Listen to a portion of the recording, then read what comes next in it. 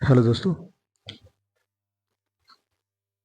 आज हम आपके सामने हाजिर हुए हैं एक वीडियो के साथ, और जिसमें हम बात करने वाले हैं जो हमारे देश में राजनीति चल रही है उसके बारे में हम आज बात करेंगे। क्योंकि हमारा जो देश है वो कई चीज़ों से इस समय जो है गुजर रहा है। जैसे कि पॉलिटिक्स में हर आदमी अपने तरीके से चीज़ों को चलाना चाहता है, और आज के समय में भाजपा सरकार जो है आज के समय में जो भाजपा सरकार इसी नीति को लेकर चली हुई है। तो हम सभी को ये चीज़ समझनी होगी कि हमारा देश जो है वो एक लोकतांत्रिक देश है। वो लोकतांत्रिक होने के कारण सारी चीज़ें जनता से जुड़ी हुई होती हैं, क्योंकि जनता ही एक प्राइम मिनिस्टर को पार्लियामेंट में भेजती है। प्राइम मिनिस्टर बनाने के बाद में जनता ही पार्लियामेंट में भेजती है, और वहाँ पे जो है नीतियाँ सेट की जाती हैं, नीतियाँ बनाई जाती हैं, और जो कि फेवरेबल रहती हैं जनता के। और अगर वो जनता के फेवरेबल नहीं है तो अपोज करने के लिए वहाँ पे विपक्ष भी होता है, और विपक्ष जो है उन अनफेवरेबल चीज़ों को अपोज करता है, मतलब उसका विरोध करता है। और जब बिल लेके आया जाता है पार्लियामेंट में, और उसको पास होने से रोकता है। ठीक है, तो हम उस पर नहीं जाएंगे। हम बात करने वाले हैं अरविंद केजरीवाल जी के ऊपर, जो कि आज के समय में गिरफ्तार हो चुके हैं। उनके ऊपर आरोप है कि उन्होंने जो है गलत तरीके से शराब नीति में गलत तरीके से पैसा अर्जित किया, और उसको गोवा चुनाव में जो है उसको लगाया था। ठीक है, ये आज का मुद्दा है। तो आज के समय में क्या हो रहा है, देखो, हमारी जो राजनीति है बहुत ही मतलब निचले स्तर पे जा चुकी है, मतलब ग्राउंड लेवल पे वो जो है जा चुकी है।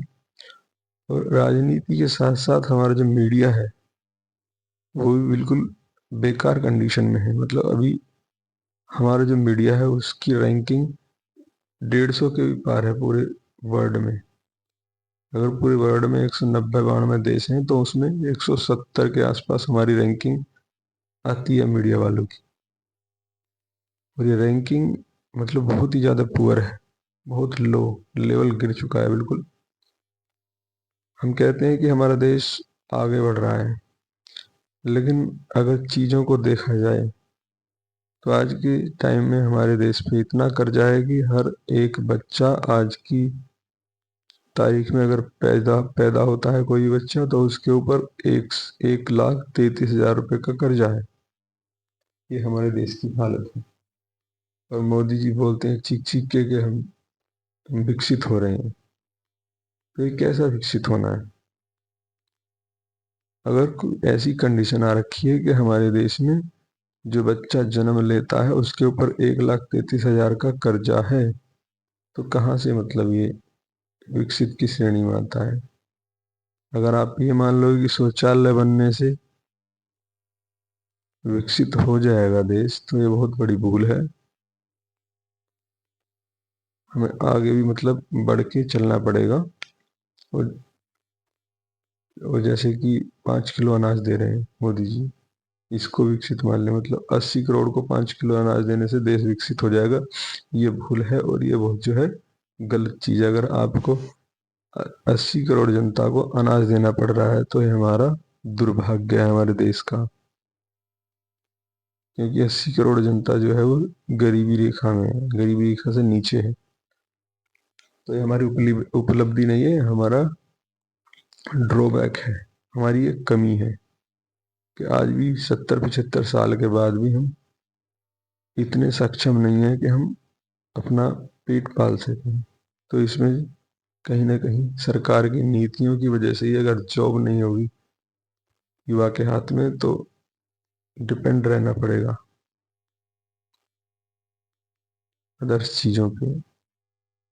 अगर जॉब होगी, अच्छी जॉब होगी, सही पैसा कमाया जाएगा, इकोनॉमी अच्छी होगी भारत की, जीडीपी बढ़ेगी उसी से ही, क्योंकि सर्कुलेशन में जब मनी आता है तो जीडीपी अपने आप ही जो है बढ़ने लगी। लेकिन जब जनता के पास में पैसा ही नहीं जाएगा, जॉब्स ही नहीं होंगे, तो जनता पैसा खर्च कैसे करेगी? तो सारा सर्कुलेशन जो होता है मनी का ही, वो जीडीपी की ग्रोथ में जो है सहायता करता है।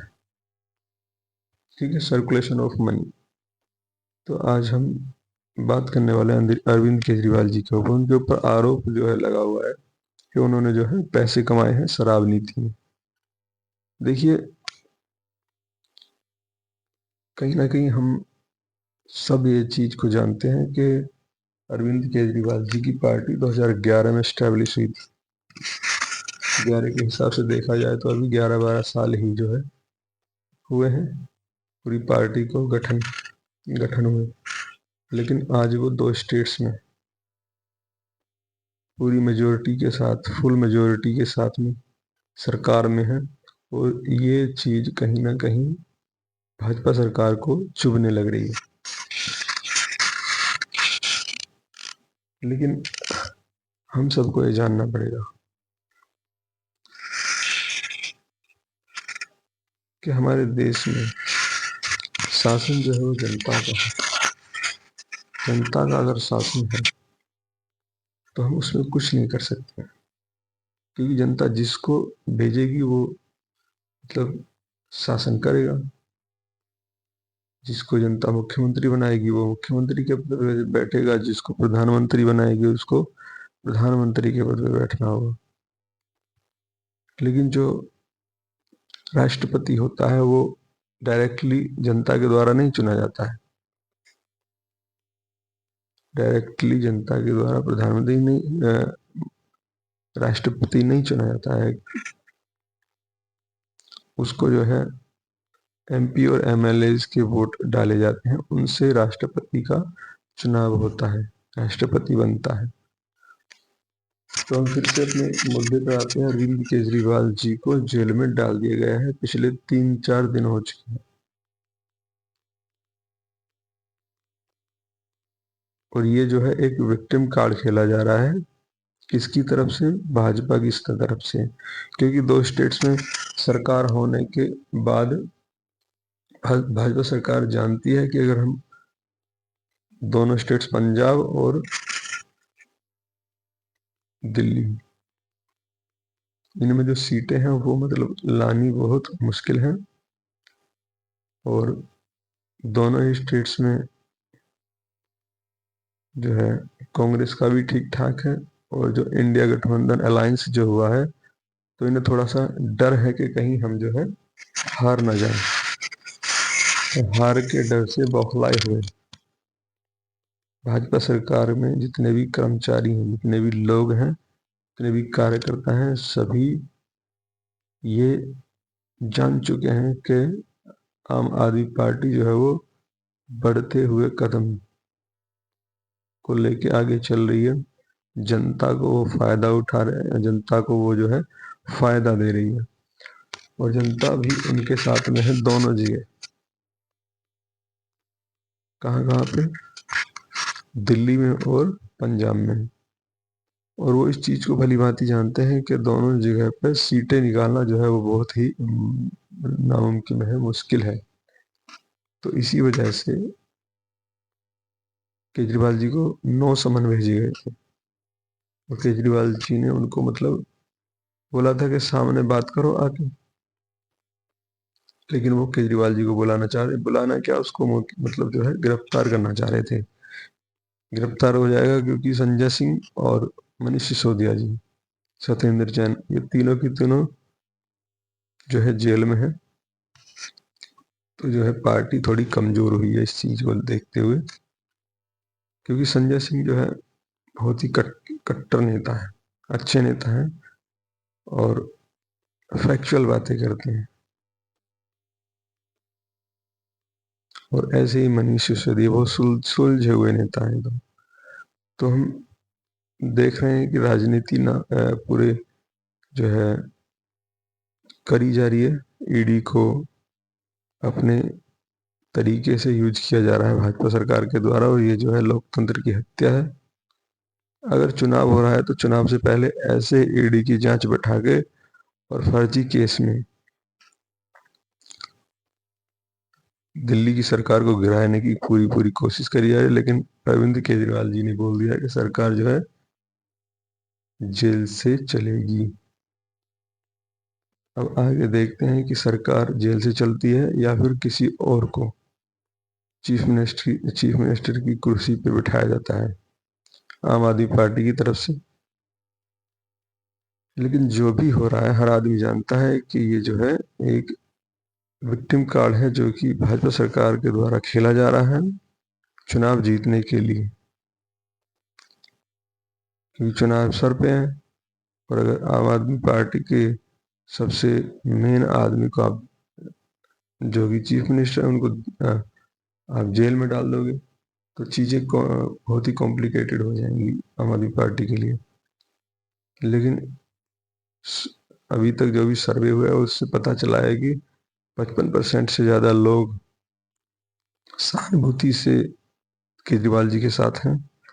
और जो है ये दाव भाजपा का उल्टा भी पड़ सकता है। चाह रहे थे वो गिराना, कहीं ऐसा ना हो कि सहानुभूति इतनी बढ़ जाए कि जो है बहुत ही आगे निकल जाए केजरीवाल। यहाँ से दो चीजें हो सकती हैं, या तो केजरीवाल जी की जो है पार्टी या उनकी राजनीति चमकेगी और यहाँ से गिर जाएगी, मतलब स्थिर तो रहने वाली नहीं, स्थिर तो रहने वाली नहीं है। क्योंकि यहाँ से जो है एकदम से ग्राफ या तो गिरेगा या चढ़ेगा, दो चीजें होने वाली हैं।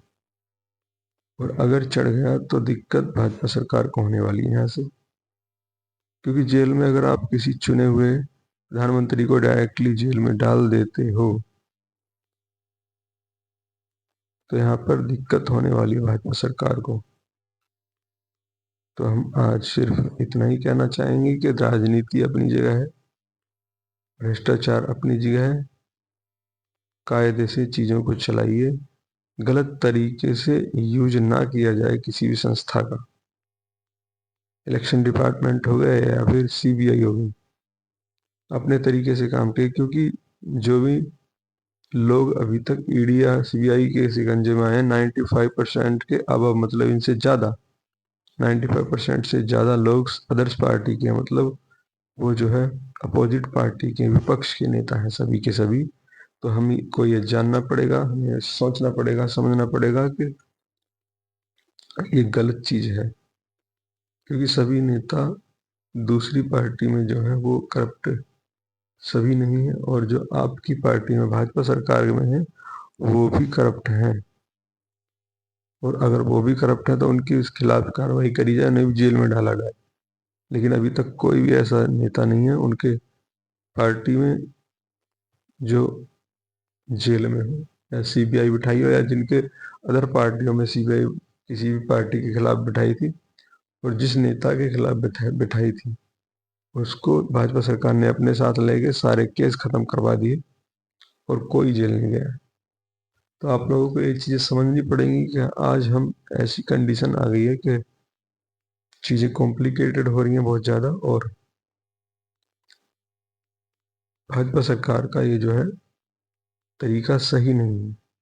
तो हम आज के लिए सिर्फ यही कहना चाहेंगे, देश में राजनीति होनी चाहिए लेकिन व्यक्तिगत ना करके सभी को मौका मिलना चाहिए, और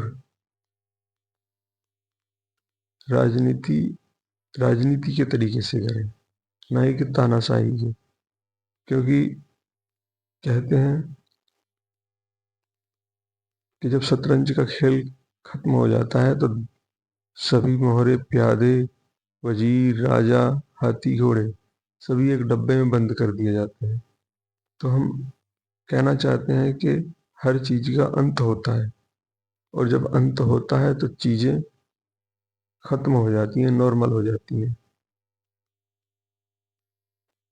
और जिसके हाथ में सत्ता रहेगी, आज तुम्हारे हाथ में है, कल को दूसरी पार्टी के हाथ में रहेगी, वो अपने तरीके से चलाएगी और आपको भी जेल में डाला जाएगा। ये हो सकता है। तो सभी को समझना चाहिए राजनीति अपनी जगह है और घोटाले या करप्शन अपनी जगह पे है। निष्पक्ष चीजों की जांचें हों। अगर विपक्ष की जांचें हो रही हैं तो भाजपा की भी जांचें करी जाएं। तो आज के लिए इतना ही। आगे फिर मिलते हैं किसी टॉपिक के साथ।